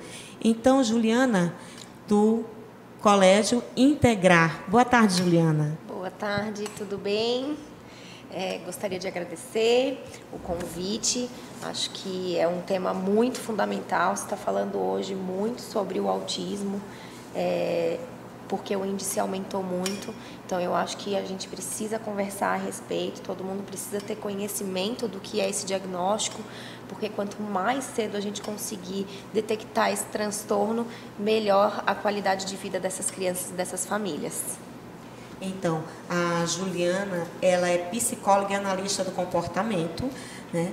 E a gente estava conversando ali que as famílias tendem a não dar muita atenção, às vezes, ao desenvolvimento da criança, né? Acha que é natural, fica aguardando que a criança faça determinados comportamentos e, às vezes, há um atraso nesse desenvolvimento, né? E aí, quando a família percebe, estou desconfiada que o meu filho, que as outras crianças da mesma idade já fazem tal comportamento, o meu filho ainda não. Estou desconfiado. O que é que eu posso fazer para ajudar minha criança, o meu filho, a minha filha? Então, a gente vem aí de um momento que ninguém esperava, que foi a pandemia, e eu acho que isso acabou realmente atrasando essas percepções dessas famílias, porque muita gente está tendo o primeiro filho. E aí não tem conhecimento realmente do desenvolvimento, do que a criança precisa fazer, dos marcos que a criança precisa atingir. Não tinha, né, como comparar até então, agora que essas crianças estão entrando na escola. Então, elas não tinham comparação para poder identificar se a criança estava de acordo com o desenvolvimento ou não. Então, eu acho que é muito importante, a gente tem aí, né, a internet ao nosso favor, livros, estudos, que mostram realmente o que a criança precisa fazer em determinada idade. É claro que cada criança tem o seu individualismo, porém tem um marco, tem um máximo que essa criança deveria atingir até determinada idade. Então é muito importante que a família esteja ciente de quais comportamentos são desejados em cada etapa, em cada idade, para que ela possa observar se tem algum tipo de atraso. A partir daí, se observou qualquer tipo de atraso, primeira coisa, não vamos pesquisar no Google e tentar fazer com que o Google diagnostique essa criança, porque eu acho que isso traz mais ansiedade para essa família, ao invés de realmente conseguir agir da forma correta, que é buscar um profissional especializado para fazer uma avaliação. Que profissional especializado que essa família deve buscar? Ela deve procurar ou um neurologista, ou um psiquiatra, ou uma equipe multidisciplinar, né? A gente fala multi porque podem ter multiprofissionais de diferentes especialidades. Hoje em dia a gente já tem equipe transdisciplinar, que são todos profissionais na mesma instituição, no mesmo grupo, né? E para fazer uma avaliação. Pode ser psicólogo, fonoaudiólogo, psicopedagogo, dependendo da especialidade desse profissional, para conseguir avaliar os atrasos no desenvolvimento. Eu sugiro que seja um profissional que tenha protocolos padronizados do desenvolvimento e também seja especialista em transtornos, para que possa, além de somente levantar uma hipótese diagnóstica, consiga realmente mostrar para essa família quais são os atrasos. Porque eu costumo dizer, a gente pode errar o diagnóstico, mas a gente não pode errar o tratamento. Independente do nome que a gente vai dar para o diagnóstico dessa criança, para o transtorno dessa criança, a gente tem que ter um olhar minucioso para quais são os atrasos que essa criança tem e conseguir direcionar para o tratamento adequado. Porque lá na frente, se for ou não um diagnóstico, não é isso que vai importar. E sim qual é o atraso que essa criança tem, qual foi a intervenção que foi feita para que ela consiga realmente trabalhar esses déficits comportamentais para que ela tenha uma melhor qualidade de vida. Então, a gente sabe da alteridade, né? Que essa questão da criança, dessas diferenças, né? E eu digo porque sou também pedagoga, né? E estou me especializando em psicopedagogia clínica institucional, e a gente vê muito disso nas instituições, né? Que aí o pai chega, tem uma desconfiança do comportamento, né? A gente pede, direciona para que seja levado a um especialista, né? Que nós, pedagogos e psicopedagogos, não temos o poder de diagnosticar, mas nós temos como auxiliar essa família, né, nesse procedimento. E aí eu recebi o diagnóstico, a família foi lá, recebeu o diagnóstico do TEA, transtorno de espectro autista, ou no TDAH, né? Recebi esse diagnóstico do TEA. O que é que eu faço agora? Primeiro de tudo, né? Eu sei que não é fácil, né? Eu sempre disse que acho que para mim sempre foi muito mais difícil eu dar um diagnóstico do que eu, né, receber um diagnóstico. Eu até passo por isso na minha família. Meu filho também tem um atraso no desenvolvimento e eu sei o quanto é difícil esse início, a gente entender que aquela criança que a gente idealizou agora tem um transtorno e o que a gente faz. Eu acho que, primeiro de tudo, né, se for um casal, o pai ou a mãe, ou só a mãe, essa família, ela tem que agir em conjunto, todo mundo unido. Porque a gente vê muitas vezes uma mãe procurando, uma mãe observando. Geralmente a mãe observa um pouco mais, porque ou está mais com a criança, ou é mais atenta, enfim, diferentes motivos. E a mãe acaba muitas vezes sendo colocada num lugar de que tu é louca, tu tá vendo coisas, não é isso, ele vai desenvolver, e aí acaba atrasando a procura dessa família de um profissional, uma equipe especializada para trabalhar esses atrasos. Então, quanto mais o tempo passa, maior fica esse atraso. Então, a primeira coisa é essa família, independente se aceitou nesse momento o diagnóstico ou não, busque um tratamento. O tratamento vai ser fundamental para que essa criança consiga desenvolver. E aí, que tipo de tratamento? Eu sempre sugiro tratamentos que sejam cientificamente comprovados, né? A minha clínica é especializada em ABA, Análise do Comportamento Aplicada. Essa ciência que trabalha o comportamento humano podem ter diferentes áreas. Então, um psicopedagogo pode ser analista, um fonoaudiólogo, um psicólogo, qualquer pessoa que esteja trabalhando com atraso no desenvolvimento pode ser um analista do comportamento, porque essa é a base para compreender o que é um comportamento e entender as técnicas cientificamente comprovadas para fazer a modificação desse comportamento. Então, o que deve ser feito? Primeira coisa, buscar uma equipe que faça essa avaliação padronizada do desenvolvimento. A partir dessa avaliação, tem diferentes protocolos que a gente pode utilizar para fazer essa avaliação. Então, para cada criança, vai se entender e analisar qual é o melhor protocolo, o instrumento para avaliar, e a partir dessa avaliação, desses resultados que vem por meio de gráficos, né, um relatório descritivo, mostrando para esses pais, olha só, o seu filho deveria estar fazendo isso por causa dessa idade, né, cronológica do desenvolvimento, é isso que a criança deveria estar fazendo e não está. E aí, como que a gente agora vai tratar isso? Que tipo de profissional que vai atender essa demanda? Então, geralmente, a equipe assim, mais fundamental para trabalhar esses atrasos ali na primeira infância seria um psicólogo, ou então, né, um supervisor analista do comportamento que vai supervisionar uma aplicadora, né, ou uma atendente terapêutica para poder aplicar esses programas, fonoaudiólogo, um psicopedagogo, para que consiga realmente ter uma equipe que vá se alinhar dentro dos objetivos e necessidades dessa criança, e um terapeuta ocupacional. Então, essa é a equipe ideal dos sonhos aí, né? A gente sabe que entre o real e o ideal tem o que é possível, tem uma criança que tem uma rotina, uma família, uma escola. Então, avaliar qual é a maior necessidade dessa criança nesse início para conseguir determinar essa agenda de terapias dela. Então, a partir desse protocolo, dessas avaliações, que vai identificar o que a criança está precisando mais naquele momento para poder montar um planejamento de intervenção. E aí, o que acontece hoje? Infelizmente, o autismo ele virou um comércio. As pessoas elas estão fazendo cursos online, não que cursos online não sejam bons, mas a gente precisa ter especializações, não somente cursos de 40 horas, de 200 horas, enfim, qualquer tipo de curso, mas a gente precisa se especializar, né? Eu fiz a especialização, 2 anos de especialização, vários outros cursos. Até hoje eu tenho supervisão de outros analistas, porque mesmo sendo um analista, 2 cabeças pensam melhor do que uma. Então a gente sempre, né, aquela famosa frase, só sei que nada sei, eu acho que cabe bem à nossa especialidade, porque o que a gente faz é ciência. E a ciência ela está em constante evolução. E se essa pessoa faz só um curso e não se atualiza, não vai atrás realmente de outros conhecimentos, ela não está dando o que é melhor para essa criança.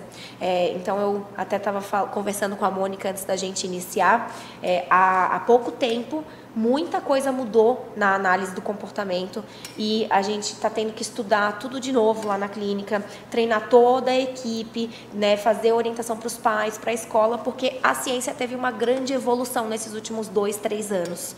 E se a gente não acompanha essa evolução, a gente está realmente atrasando ainda mais o desenvolvimento de uma criança. Então, é muito sério isso hoje. Tem que identificar se esse profissional realmente tem a qualificação adequada, se tem supervisão, se tem os cursos adequados para realmente dar o melhor atendimento para essa criança. A gente estava conversando ali, né, fazendo a pauta, e eu disse assim, hoje o número de crianças, né, com TEA tem aumentado significativamente. Né? E eu digo muito isso para as minhas colegas de trabalho, que antigamente a gente não tinha tantas crianças assim. Né? Mas um dos motivos é que a gente não identificava as crianças assim. A gente só identificava quando eram comportamentos estereotipados muito latentes. Né? Os mais fracos, né? Os níveis mais leves, a gente não conseguia identificar, porque não se dava muita atenção. Né? E aí a mãe que está assistindo a gente hoje vai dizer assim, meu Deus, e agora? O que será que meu filho está fazendo certo? O que será que meu filho está fazendo errado? Me diz agora, Juliana, quais os comportamentos assim que eu devo perceber assim que são mais característicos para eu procurar essa ajuda? Será que agora tudo que meu filho vai fazer eu vou dizer, isso aí não está certo, isso aí não está na idade? Mas como eu digo para as mães, né? Cada criança é uma criança, tem a sua alteridade, tem a sua particularidade e o seu tempo de desenvolvimento. Mas existem certos desenvolvimentos que a gente vê que há um certo atraso. E agora, o que eu devo observar? Né? Agora, tudo é atraso? Não. Vamos dar uma dica para essas mães também não ficarem de cabelo em pé aí com os filhos em casa. Isso, eu acho que assim, o diagnóstico de autismo, ele tem 3 grandes características que a gente precisa observar. Para realmente fechar o diagnóstico de transtorno do espectro autista, a gente precisa ter um déficit na linguagem, ou seja, não é aquela criança que tem atraso na fala só, porque o autismo com nível 1 já não tem atraso na fala. Às vezes até tem uma fala muito sofisticada, né, sem erro gramático. Então a gente tem que ter esse olhar que tem desde uma fala muito sofisticada até uma criança que não fala. O autismo, ele é um espectro, então ele tem diferentes características dentro de uma mesma habilidade, né? Então, o déficit na linguagem tem a ver, às vezes, assim, com uma criança que não entende piada, não entende sarcasmo, né? Às vezes não sabe fazer uma metáfora, até uma criança que realmente não fala nada. E a gente tem também a questão do déficit social, né, a interação social, que pode ser desde uma criança que tenha uma socialização, uma interação diferente, né, aquela criança que às vezes não tem um freio inibitório em relação ao social, às vezes senta no colo de uma pessoa desconhecida, às vezes pega no cabelo de alguém, às vezes fala de determinado assunto sem a pessoa estar interessada, até uma criança realmente que se isola totalmente. Então, tem que ter a questão do déficit na linguagem, no social e comportamentos restritos e repetitivos. Alguma criança, às vezes, com uma rigidez comportamental que não consegue fazer de formas diferentes determinada situação. Então, faz tudo do mesmo jeito sempre, come a mesma comida, ou só gosta do mesmo sapato, ou só usa a mesma roupa. Ou uma criança que vai enfileirar brinquedos, vai fazer agrupamento de itens dentro de casa, ou gosta de alguma coisa que é diferente, como coisas que são circulares, ventilador, máquina de lavar, ou rodinhas de carro. Então, tem diferentes comportamentos. Às vezes, a gente vê uma criança diferente de todas as que a gente já viu, com uma característica diferente, porém é repetitiva.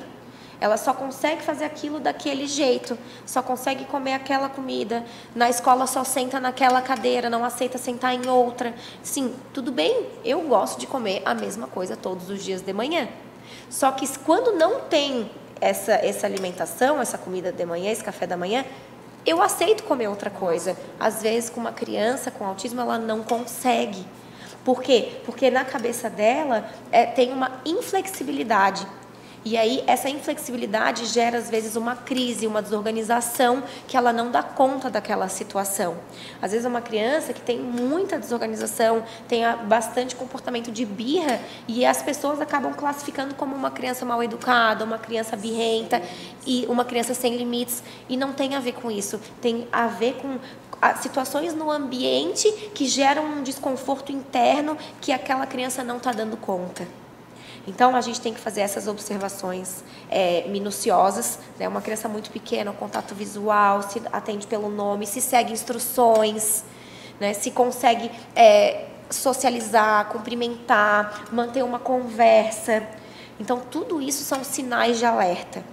Claro que tudo tem um tempo limite, mas a gente tem que ficar de olho nessas nuances aí do desenvolvimento para que a gente possa levar. Se tem dúvida, leva para poder realmente fazer essa investigação, para não esperar ter 1 ano de atraso. Uma coisa é ter 1 mês, 2 meses de atraso.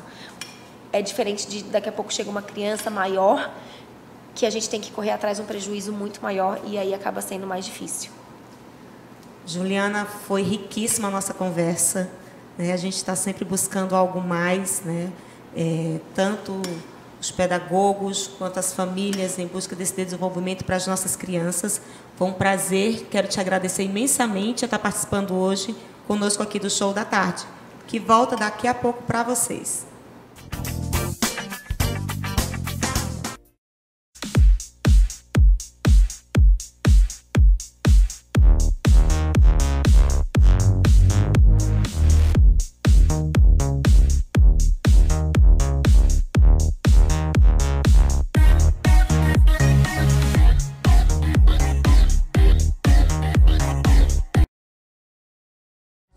Ai que maior perigo, ai que eu caio lindo, ai que eu sei das consequências mesmo assim moído.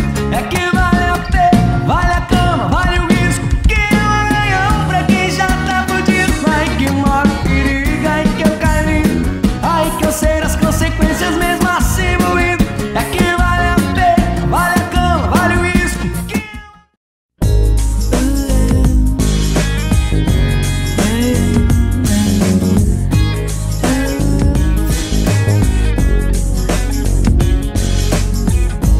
Hi, recommend getting your heart traveled on to anyone. Yeah. eu vou falar pra todo mundo, vou falar pra todo mundo, eu só quero é você. Eu vou falar pra todo mundo, vou falar pra todo mundo, eu só quero é você. Madalena, Madalena.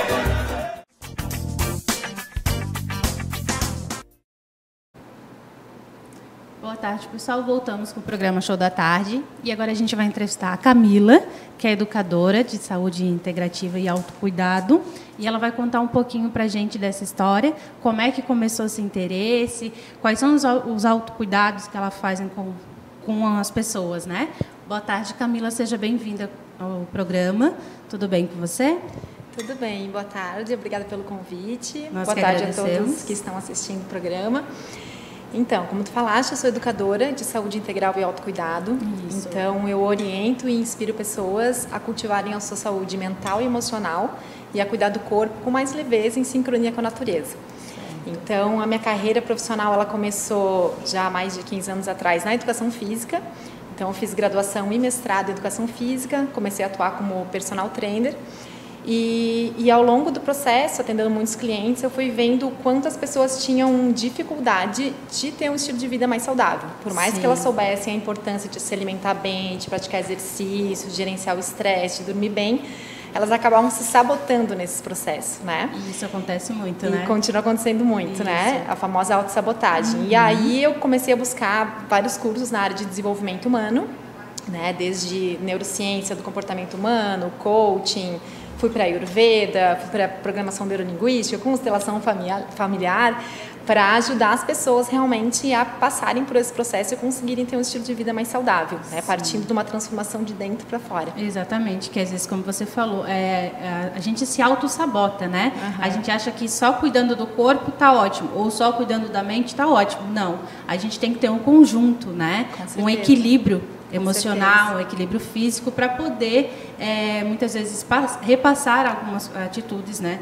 Repensar, tirar alguns bloqueios, né? Crenças que nós temos que nos impossibilitam, né? de seguir em frente, né? E Camila, quais são as propostas que você traz, os tipos de terapias que você usa para ajudar as pessoas nesse caso?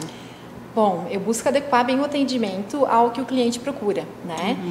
Então, já tenho muitos clientes, por exemplo, que vêm com dificuldade de emagrecer, com uma dificuldade muito grande de relação com o próprio corpo, baixa autoestima. Já tive clientes focados mais na questão do sono, da ansiedade. Então, eu tenho uma sócia, né, minha irmã gêmea, a Luana, a gente criou 6 pilares da saúde integral. Então, a gente busca desenvolver durante as sessões e durante as terapias essa saúde integrativa, né, trabalhando corpo, mente, emoções e a espiritualidade. E a gente busca trabalhar tanto a questão da meditação, então a questão mais da mente, né, de aprender a se centrar no momento presente, a ter mais presença no dia a dia, reduzir a ansiedade. Trabalhamos a questão do desenvolver do amor próprio e do autoconhecimento, né, porque a gente costuma dizer que a gente cuida bem de quem a gente ama, né? Então talvez esse processo de a gente se amar em primeiro lugar é muito importante. E a se gente permitir, né, se autoconhecer. Exato.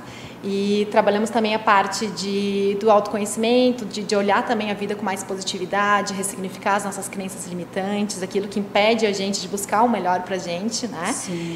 Além da questão do sono, da alimentação e do exercício físico. Então a gente trabalha esses 6 pilares de uma forma bem integrativa ao longo de todas as sessões. Sim. Quanto tempo dura? Existe algum... num dia você consegue fazer, ou a pessoa passa por um processo, por um tempo?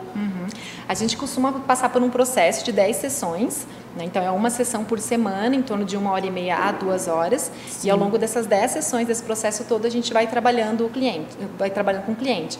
Então, a gente vai ajudando, inclusive, a descomplicar a rotina, né? Porque hoje em dia, a gente vive muito no modo automático. Isso. Então, a gente não tem presença, a gente vai tendo comportamentos e nem pensa na consequência daqueles comportamentos. Então, exatamente. Às vezes não faz o básico, não cuida da alimentação, não cuida do sono, não pratica exercício e chega no médico com alguma doença e pede para o médico salvar ele com remédio, né? Mas espera aí, e a nossa autorresponsabilidade do nosso dia a dia, de ter práticas de autocuidado ao longo da nossa rotina, né? Para impedir que essa doença e esse mal-estar se instale. Né? E é importante sempre olhar dessa forma integrativa, porque muitas vezes a gente fica também muito focado só na questão do corpo, né? Então eu vou lá, tento seguir uma dieta, me matriculo numa academia e não consigo persistir. E muitas vezes tem questões mentais e emocionais por detrás também nisso. Né? As próprias doenças psicossomáticas, né? De entender o quanto as emoções e a mentalidade negativa também interferem na nossa saúde. Então, é esse trabalho. Exatamente. Eu costumo falar também que é muito algumas crenças, alguns bloqueios que a gente tem que nos impedem, né, de seguir em frente, de dar continuidade. Com certeza. Né? Às vezes é algo que me chama a atenção, que eu não consigo trabalhar, não consigo desenvolver. E vocês também têm esse suporte. Temos esse suporte. A gente busca sempre ajudar o cliente também a perceber qual que é a motivação que ele tem para buscar ter um estilo de vida mais saudável. Porque muitas vezes a gente acaba atrelando essa questão da saúde ou do estilo de vida saudável como punição e sofrimento, né? Então, por exemplo, nos exercícios físicos, no pain, no gain, né? Sem dor, sem ganho. Sim. Ou então, precisa emagrecer, tem que fechar a boca, agora tem que fazer uma dieta restritiva. Então, é muito sofrimento atrelado, né? E segundo a neurociência, a gente sabe que o nosso cérebro ele tem um mecanismo, né, que vai sempre buscar nos levar para a zona de prazer. Sim. Então, se a gente busca ter algum comportamento com alguma motivação muito negativa, muito punitiva, né? Isso dificulta muito a adesão a esse comportamento e torná-lo um hábito. Então, ressignificar essa relação com a saúde, né? Como que eu posso tornar isso mais leve? Como que eu posso encontrar uma motivação mais positiva para eu persistir? Né? Eu costumo dizer que o nosso corpo é a morada da nossa alma. Isso, né? É o local que a nossa alma escolheu habitar. Isso. Então, como que a gente cuida desse corpo? Que olhar que a gente tem em relação a ele? Né? Então, é tudo isso que a gente busca ressignificar, esse novo olhar em relação ao estilo de vida saudável. Isso é muito importante. E vocês fazem uma triagem antes de atender, para saber tudo isso? Sim. Cada cliente que começa a primeira sessão com a gente tem uma conversa com ele para saber qual é a história de vida dele, quais são, ou dela, né? Quais são as experiências com a questão da prática de exercícios, da alimentação, da questão do sono, conhecer um pouquinho como é que é a rotina daquela pessoa. Sim. A gente faz, inclusive, também o teste do Enneagrama, que é para realmente ajudar a pessoa a se conhecer de verdade. Legal. Então, identificar a personalidade da pessoa, quais são as crenças limitantes principais que ela tem, para inclusive ela se conhecer melhor. Sim, é bom. Né? Saber quais são as emoções principais que capturam ela muitas vezes e tiram ela do equilíbrio. Né? E assim também a gente consegue lidar melhor com aquele cliente, porque a gente sabe exatamente quais são os gatilhos, né? Os padrões de comportamento que ele tem, e a gente busca ajudá-lo nessa transformação, né? Partindo da mente, das emoções e para afetar o comportamento. Isso é ótimo, né? Isso é ótimo.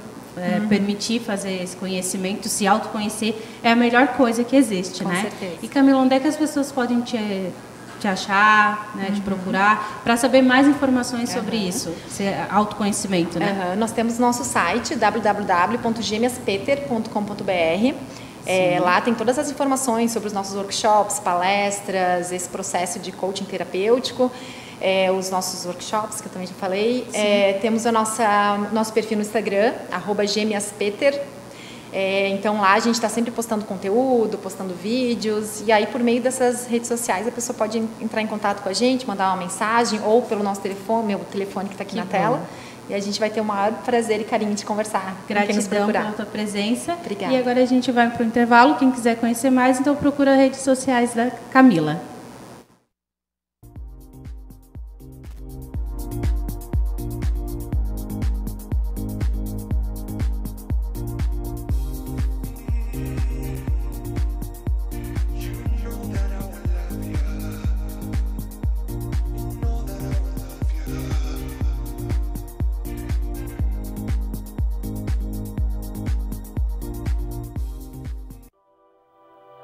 Ao longo de nossas vidas, vamos acumulando excesso de tarefas, horas de trabalho, preocupações e contas a pagar. Acumulamos mágoas, medos, traumas, culpas e arrependimentos por sonhos não realizados, promessas não cumpridas e situações mal resolvidas. Acumulamos ansiedade e falta de sono, sedentarismo e excesso de comida, dores, doenças e excesso de peso. Em uma rotina acelerada demais, acumulamos falta de cuidado e de presença. Com uma mente dominada pelo acúmulo de pensamentos, vivemos ansiosas e preocupadas com o futuro ou presas a um passado resistindo àquilo que já foi. Quanto mais desconectadas do momento presente estamos, mais acúmulo geramos. Todo acúmulo, em algum momento, se agrava e prejudica a nossa saúde e o nosso bem-estar.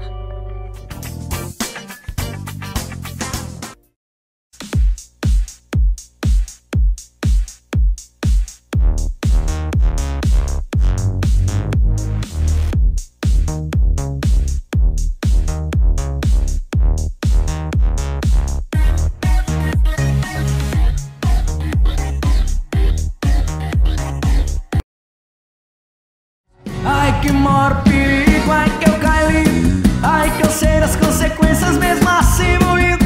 É que vale a pena, vale a cama, vale o risco, que é um ganhão pra quem já tá fudido. Ai que maior perigo, ai que eu caí, ai que eu sei das consequências mesmo assim moído. É que vale a pena, vale a cama, vale o risco, que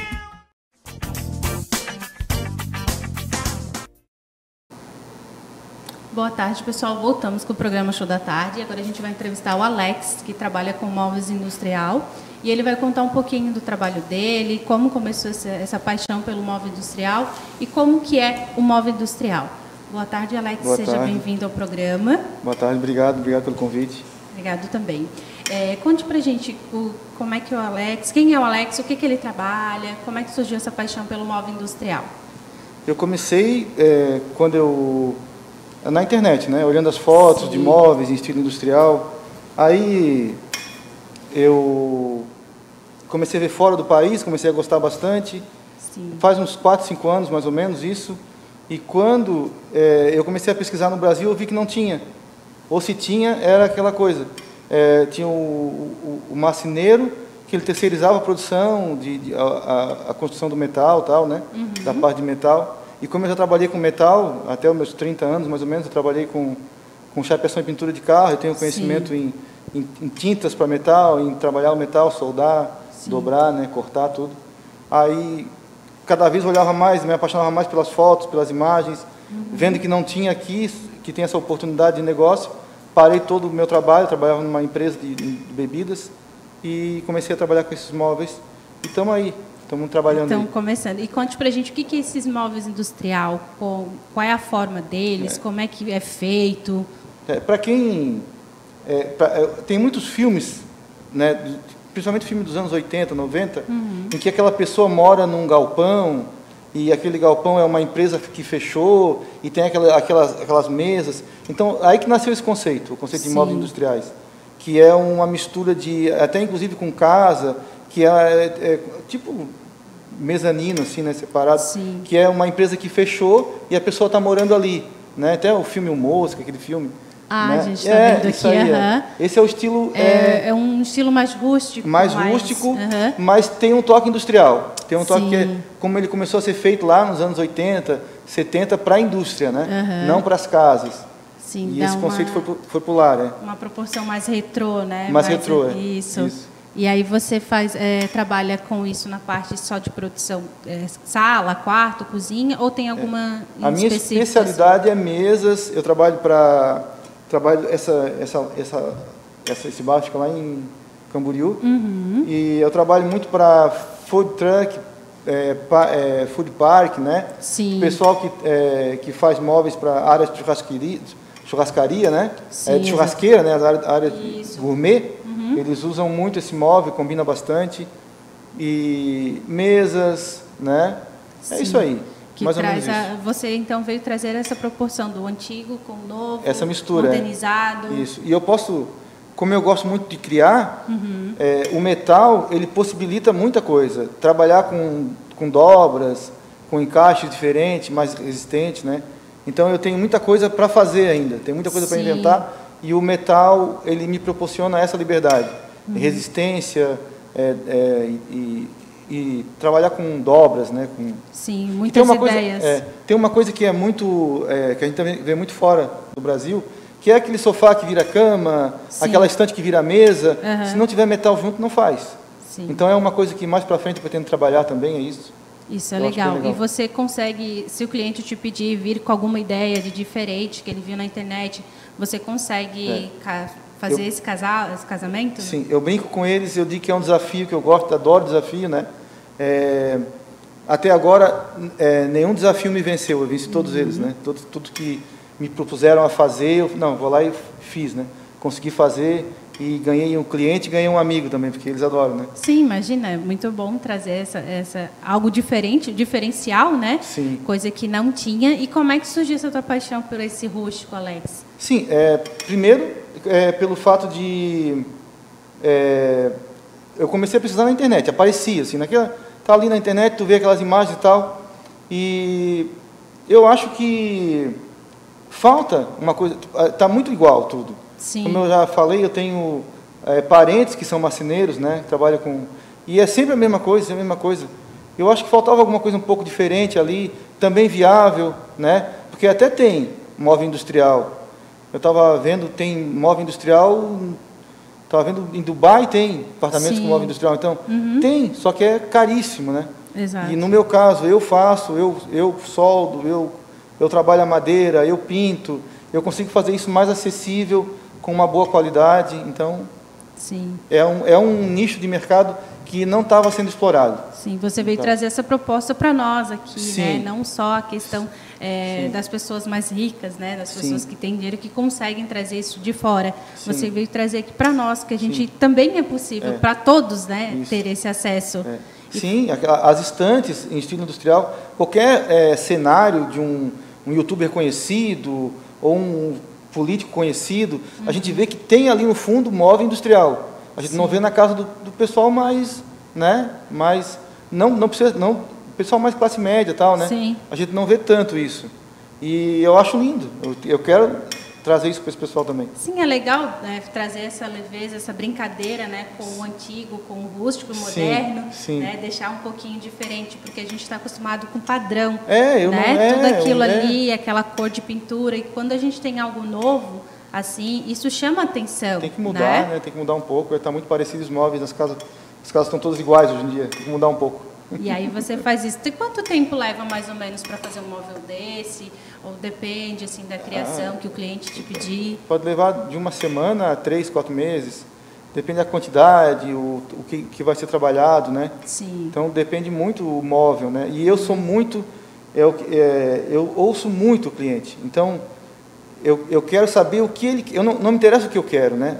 É lógico que eu gosto desse estilo, sou apaixonado por ele, mas dentro do que eu gosto, eu quero agradar o cliente, que é quem vai usufruir daquilo, né? Isso. Entendeu? Então aí, para mim poder, às vezes, chegar onde ele quer, às vezes eu fico 2, 3 horas conversando com ele. Sim. Entendeu? Para poder entender o que ele a quer. ideia dele e deixar conforme ele pediu. Aí eu faço o desenho, mando, aí ele dá aquela alteração e tal. Então, você que faz essa produção toda, desenho, tudo. Produz e monta. Eu sou... É tudo... Eu chuto e corro para cabecear. Ai, que bom, isso é bom. E como é que a gente pode procurar as tuas redes sociais, ver o teu trabalho? Móveis Conde, com I. Móveis Conde. Conde com I. @Móveis Conde no Instagram. Sim. Tá lá. E ali tem todo o teu material, todo o teu... O que eu mais gosto eu boto lá. Que bom. E você tem alguma pegada assim que você se inspira em algum país, alguma... Sim. Eu gosto muito do estilo americano e do russo. São 2 estilos de móveis que são meio opostos assim, no estilo industrial. O russo ele é rústico pra caramba assim.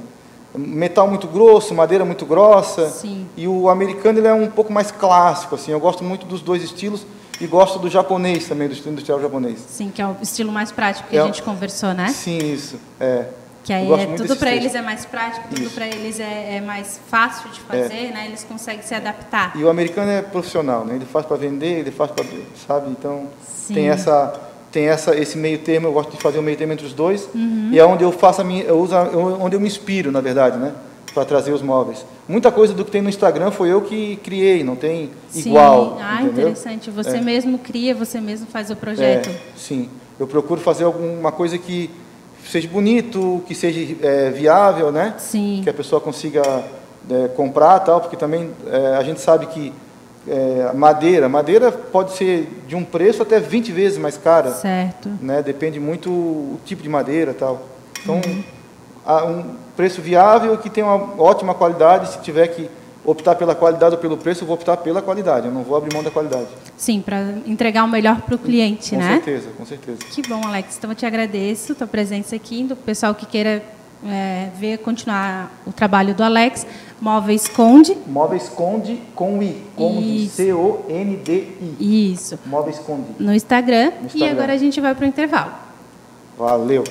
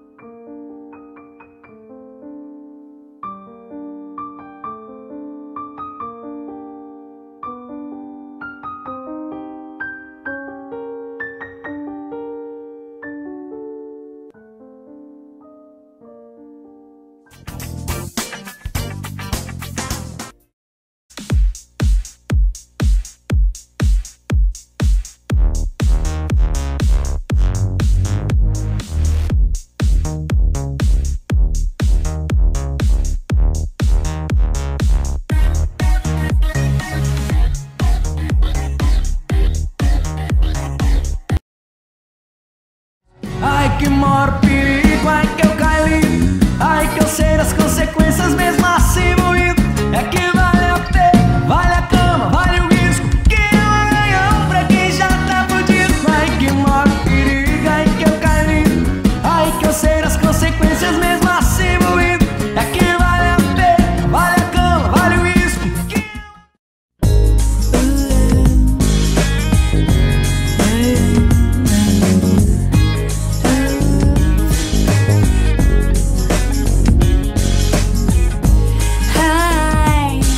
recommend getting your heart traveled on to anyone. Yeah.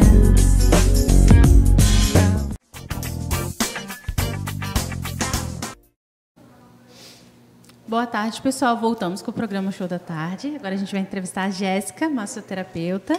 Ela vai contar um pouquinho para a gente dessa paixão maravilhosa sobre a massoterapia, de como começou. Boa tarde, Jéssica. Seja bem-vinda ao programa. Tudo bem? Boa tarde, tudo bem? Queria agradecer a oportunidade de estar aqui. Nós também agradecemos. Agradecer pelo convite. Então, vai completar agora esse ano 4 anos na área da massoterapia. Sim. Eu, além de massoterapeuta, também leciono curso. Né? Eu dou aula numa instituição de ensino profissionalizante, ensinando 11 técnicas, né? Para outras pessoas. E iniciei na massoterapia numa forma de como cuidado comigo mesma, Foi uma paixão à primeira vista. E depois disso, eu comecei a estudar e comecei a correr atrás para poder ajudar outras pessoas, né? Que é maravilhoso. Isso. Fazer com que outras pessoas entendam o quão benéfico é a massoterapia para a vida, né? Sim, exatamente. Que hoje em dia, principalmente agora, quando a gente vem, né, pós-pandemia, pós-Covid, toda essa situação que a gente viveu, eu acredito muito que a parte da terapia, ela veio numa crescente, né? Eu sei que muita gente, outras áreas tiveram, né, uma decrescente, vamos falar assim, mas as terapias vieram numa crescente de uma forma que as pessoas começaram a entender a sua importância, né? Exato. O pessoal começou a ficar mais parado, mais dentro de casa, começaram a surgir mais doença, muito mais dor. Sim. Né? A pessoa parada, ela tem muito mais dor, e aonde veio essa busca maior pela massagem, né? Pela até porque a gente não tinha acesso a algumas atividades, né? Tinha que ficar mais em casa, ficar dentro de casa, na verdade, né? Então a gente não tinha acesso aos exercícios, o que ajudava a gente naquele momento, né? Isso. Hoje eu vejo a massoterapia, eu digo que eu estou construindo um legado, né? Trazendo a massoterapia como qualidade de vida, porque por muito tempo ela foi vista como algo supérfluo, né? Sim. A massagem foi vista como algo supérfluo. Vou lá, vou fazer uma hora de massagem, vou sair relaxada e deu. Não, hoje em dia é algo necessário, é qualidade de vida. Se tu tem uma qualidade boa de sono, se tu não tem tensão, se tu tem uma dor, vamos supor, tu não consegue trabalhar. Sim. Né? Principalmente as pessoas que trabalham muito tempo em pé ou muito tempo sentado, depende da função, esforço repetitivo, né? O pessoal aí que voltou pós-pandemia diretamente para as academias também, sentem muito, então acaba que a massagem entra nessa parte de qualidade de vida. Tem o fundo relaxante, sim, mas eu venho construindo, fazendo com que as pessoas entendam o que é qualidade de vida realmente. E, Jéssica, dentro dessas técnicas que você falou que trabalha, qual que você mais trabalha, acha importante as pessoas, trabalhar com as pessoas? Hoje eu tenho mais especialidade na parte terapêutica, né? Tudo que é relacionado basicamente à dor. Eu atendo com outras técnicas, né? Drenagem linfática, pré e pós-operatório também eu atendo. Toda a parte de massoterapia mesmo, eu atendo com a técnica do Conindu também, que é uma parte muito boa, ventosoterapia, pedras quentes, infinitas, né? Uma complementa a outra, né? São terapias complementares, né? Mas a minha especialidade mesmo é a terapêutica. Geralmente as pessoas chegam até o meu trabalho, chegam já com dor, né? Com alguma questão de dor mesmo, alguma situação com dor. E aí eu estou ali para trazer solucionar esse problema. Uhum. E você acha assim, geralmente a gente trabalha com sessões, né? São algumas sessões para ser resolvida, não na primeira sessão como muita gente acha. Isso. Eles acham que vão fazer uma sessão, pronto, passou a minha dor. Não, tem que ter todo um cuidado, todo um processo, né? Eu digo que é um processo. Uma sessão vai te ajudar? Vai, naquela hora que tu está com dor, ela vai te trazer um resultado imediato, vamos dizer assim. No meio de uma crise. No meio de uma crise, vamos supor, numa crise ciática, numa questão de torcicolo. Sim. Enfim, ela vai te ajudar, mas ela não vai te tratar, até porque a gente vem com essas questões, há mais tempo, então tu precisa de sessões para tratar. Meio que a gente vai prolongando, deixa para amanhã, e quando vê... Já tensionou de vez, e aí é onde vem essa busca pela massagem, né? Daí vem no desespero, onde, como eu falo, são os atendimentos emergenciais, né? Isso. São atendimentos de urgência. Às vezes eu tenho como eu tenho muitos clientes que já são conscientes que a massagem funciona por meio de um processo, às vezes eu tenho que até estar remanejando questão de horário para poder prestar esses socorros, vamos dizer assim. Sim. Né? Mas que bom, é bom saber que a gente tem você, que pode ajudar isso, né? E vamos falar um pouquinho da questão que você ministra cursos, né? Onde a gente pode te encontrar, se alguém quiser dar continuidade, fazer um curso com você. Isso. Agora eu tenho estou completando aí meu primeiro mês no meu próprio espaço. Eu atendo toda a região de Biguaçu, né? Eu atendo bem no centro de Biguaçu mesmo. E eu dou curso aqui na Master Qualificações, que fica em Campinas. Sim. Contato sobre curso da Master seria direto com a escola. Com a escola. Porém, eu também tenho alguns cursos que são meus, né? E aí eu dou no meu próprio espaço. Que eu já dava num espaço, dava curso no outro espaço que eu atendia. E aí eu trouxe para o meu próprio espaço. Que bom. E a gente pode usar as tuas redes sociais, o Instagram, para as pessoas te procurarem? Isso, eu tenho um Instagram, @massoterapeuta.Silvi, tá? E aí tem o meu celular também, 24 horas ali, não tem como fugir, porque a questão de dor a gente nunca sabe, né? Não tem hora. Então, pode procurar no Instagram, tem alguns conteúdos lá, eu estou sempre postando dia a dia, se eu estou atendendo, se eu não estou. E o WhatsApp também, hoje em dia, é facilidade, né? E uma diquinha, assim, para o pessoal de casa, sobre massagem, sobre cuidados, que você pode deixar pra gente? Façam. Uma dica, façam. Quem começa com esse cuidado, não quer parar. Tentem tirar da cabeça que massagem é algo supérfluo que eu vou fazer se eu tiver. Não. Massagem é qualidade de vida. É qualidade de vida. Então, pessoal, vocês sabem a dica da Jéssica, massagem é qualidade de vida, e fica uma dica para vocês. E agora a gente vai para o intervalo. Gratidão.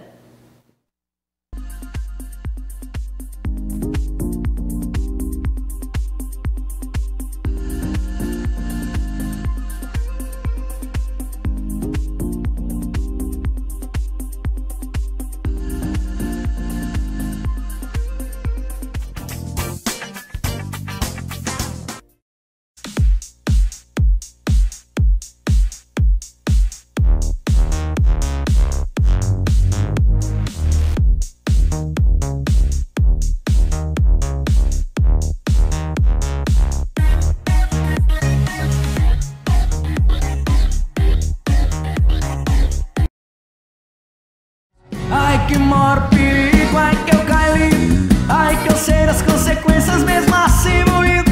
É que vale a pena, vale a cama, vale o risco, que é um ganhão pra quem já tá fudido. Ai, que maior perigo, ai que eu caí, ai que eu sei das consequências mesmo assim moído. É que vale a pena, vale a cama, vale o risco, que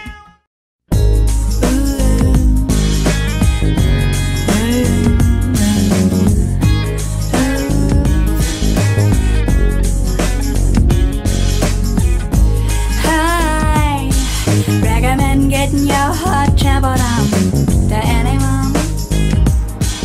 Yeah. eu vou falar pra todo mundo, vou falar pra todo mundo, eu só quero é você. Eu vou falar pra todo mundo, vou falar pra todo mundo, eu só quero é você. Madalena, Madalena.